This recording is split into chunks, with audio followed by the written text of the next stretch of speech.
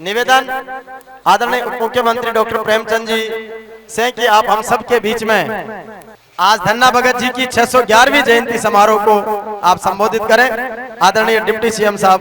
Doctor Premchand ji. बोलो धन्ना बाबा की, बोलो तेजाजी महाराज की। आज भक्त शिरोमणि श्री धन्ना भगत जी की 611वां जयंती महा उत्सव पर हम सबके बीच में मंच पर विराजमान सभी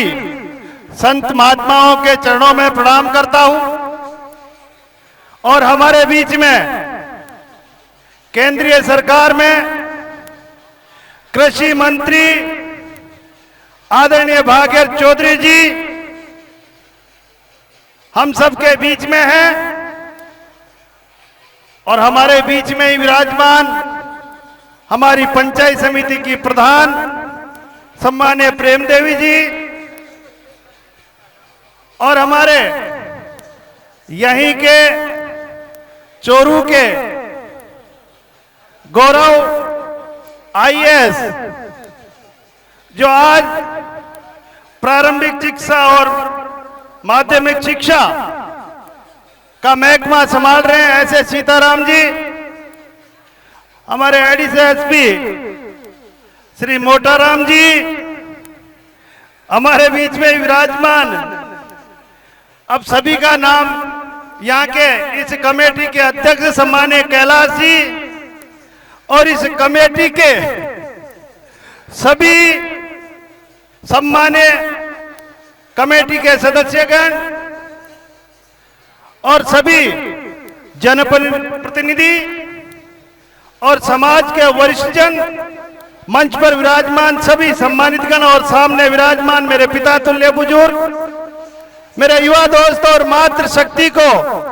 बाबा धन्ना भगत की इस स्थली पर प्रणाम करता हूं। आज हम यह एक अत्यंत पावन अवसर पर एकत्रित हुए हैं। जो भक्ति, जो श्रद्धा समर्पण के प्रतीक भक्ति शिरोमणि श्री धन्ना बाबा जी की 611वीं जयंती महोत्सव के इस अवसर पर आयोजित, और ये केवल एक जयंती नहीं बल्कि ये हमारी एक संस्कृति और हमारी एक परंपरा है और हमारी आस्था का उत्सव है। इसलिए संत शिरोमणि धन्ना बाबा जी के जीवन से हमें सिखाता है कि सच्ची भक्ति किसी आडंबर या किसी दिखावे की मोहताज नहीं होती। ये एक किसान परिवार में जन्मे ऐसे बालक ने हृदय से ईश्वर के प्रति जो निष्कलंक प्रेम और विश्वास था, इस भाव से ये सिद्ध किया कि अगर मन में सच्ची श्रद्धा हो तो भगवान स्वयं आपके द्वार आकर आपकी पुकार सुनते हैं। इसलिए आज इस भव्य और दिव्य आयोजन में धन्ना जी बाबा ने हमें सिखाया कि भक्ति का मार्ग सरल है, निष्कपट प्रेम, सच्चा विश्वास और ईश्वर के प्रति अटूट समर्पण से भगवान को प्रसन्न किया जा सकता है। आज के इस आधुनिक युग में जब इंसान भागदौड़ और तनाव में उलझा हुआ है, हमें भक्त शिरोमणि श्री धन्ना भगत जी के जीवन से प्रेरणा लेने की आवश्यकता है। हमें समझना होगा कि जीवन की असली खुशी भौतिक सुखों में नहीं बल्कि आत्मा की शांति में है। इसलिए मेरे साथियों, जब हम संतों की बात करते हैं तो हम उनकी पूजा के साथ साथ उनके विचारों को भी अपने जीवन में उतारना चाहिए। आज नोखा नाडी की इस पावन धरती पर यह आयोजन हमें एक नई ऊर्जा देता है और हमें यह याद दिलाता है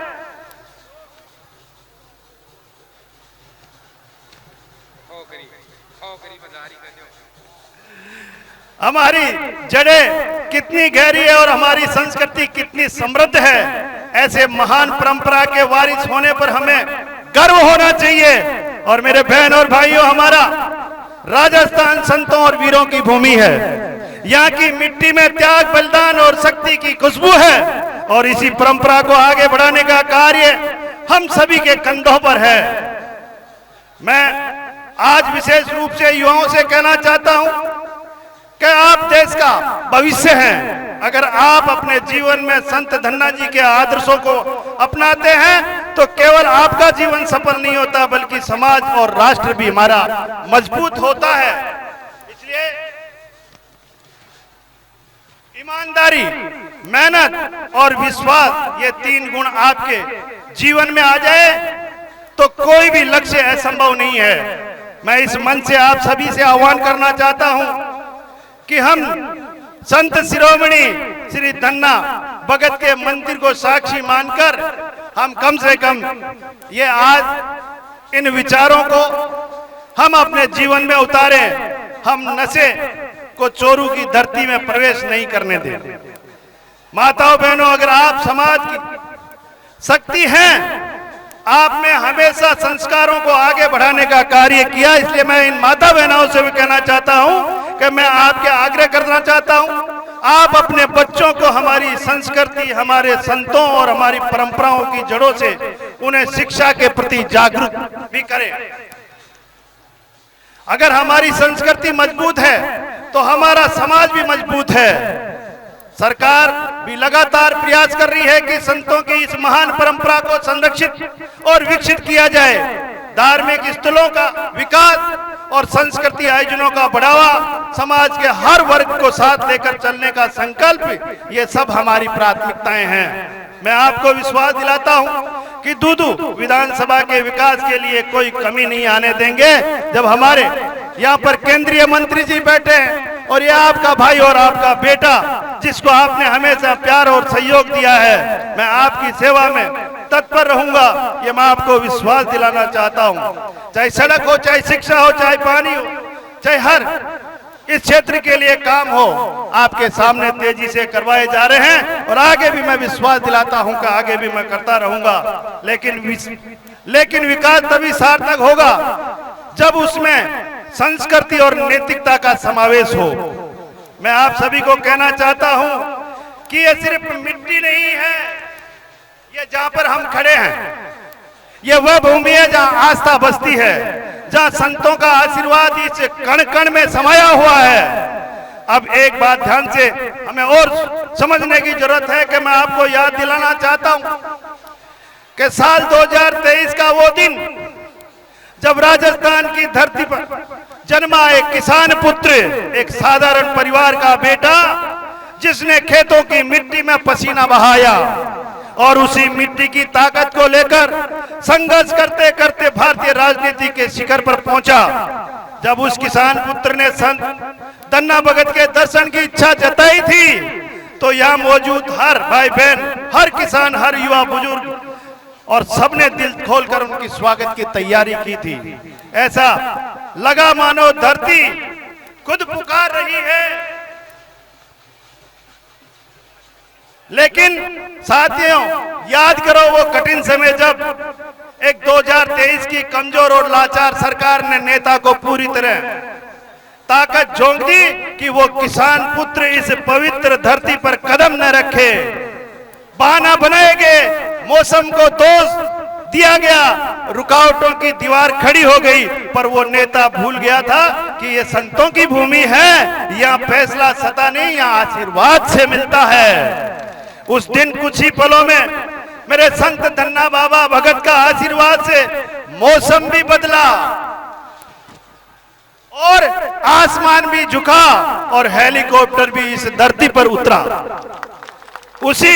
किसान पुत्र ने पूरी आस्था से धन्ना बाबा के दर्शन भी किए और थोड़े ही समय के बाद सिर्फ मौसम ही नहीं बदला, थोड़े दिनों के बाद में आपने उस सरकार को भी बदलने का काम किया। इसलिए आपका भाई और आपका बेटा, आपके विश्वास और आशीर्वाद की ये ताकत है। ये जो मुझे आशीर्वाद हमेशा आप लोगों का मिलता रहा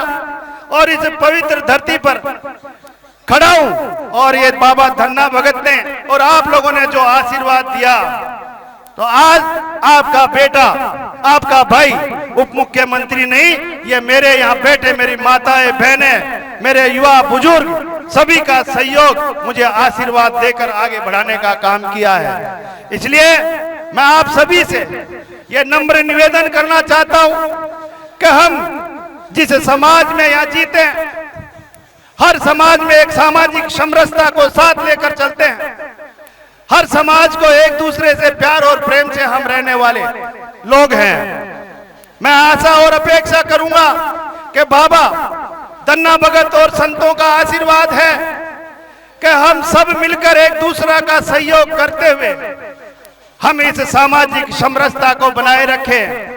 और जब से यह आयोजन इस धन्ना बाबा की धरती पर होने लगा है, जब से हर साल ऐसे इतने आसपास के जयपुर जिले के नहीं आसपास के भी यहाँ पर लोग आकर एक सामाजिक समरसता का परिचय और हमारे बाबा का आशीर्वाद लेने के लिए यहाँ पधारते हैं। मैं बाबा के चरणों में प्रणाम करता हूँ कि बाबा आपका आशीर्वाद इस तरह बना रहे और हम एक अच्छे समाज का निर्माण करके और हमारे गांव, हमारे क्षेत्र और इस राज्य का विकास इस तरह करते रहे कि इस धन्ना बाबा की धरती, जिनका जन्म इस धरती पे हुआ है, उस गांव का नाम रोशन जो पूरे भारतवर्ष में हो और चोरू को जाने के एक समृद्ध समाज, एक सामाजिक समाज ऐसी है जिसमें बाबा धन्ना भगत का आशीर्वाद हमें मिलकर और हम एक अच्छे समाज का निर्माण करके और एक समरसता का परिचय हम दें। मैं आप सभी का हृदय से आभार व्यक्त करना चाहूंगा कि आपने हमेशा मुझे आशीर्वाद दिया है, लेकिन मैं भी आपको विश्वास दिलाना चाहता हूं कि ये आपका बेटा, आपका भाई हमेशा आपका मान सम्मान में कहीं कोई कमी नहीं आने देगा और विकास के लिए हमेशा तत्पर रहकर इस क्षेत्र में काम करने का काम करूंगा। अब हम तो एक दो और है, हमारे केंद्रीय मंत्री जी और है, इसलिए इस चोरू की धरती पर और इस चोरू गांव के विकास में कहीं कमी नहीं आने देंगे। आपकी ये रोड भी,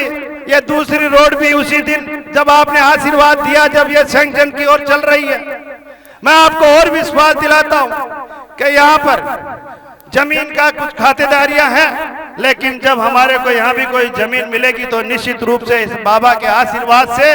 यहाँ भी कुछ ऐसे काम अपन करके देखे जो अपन बैठ के बात करेंगे कि बाबा धन्ना भगत का जो हमारा ये जो आशीर्वाद है ये मिले और यहाँ पे एक अच्छे निर्माण संस्थाओं का हो जो ताकि हमारी आस्था के साथ साथ यहाँ आने जाने वालों के लिए भी व्यवस्था हम कर सके। इसके लिए मैं आप लोगों के बीच में बैठकर और योजना तैयार कर हम ये भी काम करने का काम करेंगे। आप लोगों का आशीर्वाद हमेशा मिलता रहे और आपके सेवा, आपके मान सम्मान में कहीं कमी नहीं आने दूंगा, ये मैं आपको विश्वास दिलाना चाहता हूँ। जय हिंद, जय भारत, जय धन्ना बाबा की जय, तेजाजी महाराज की जय।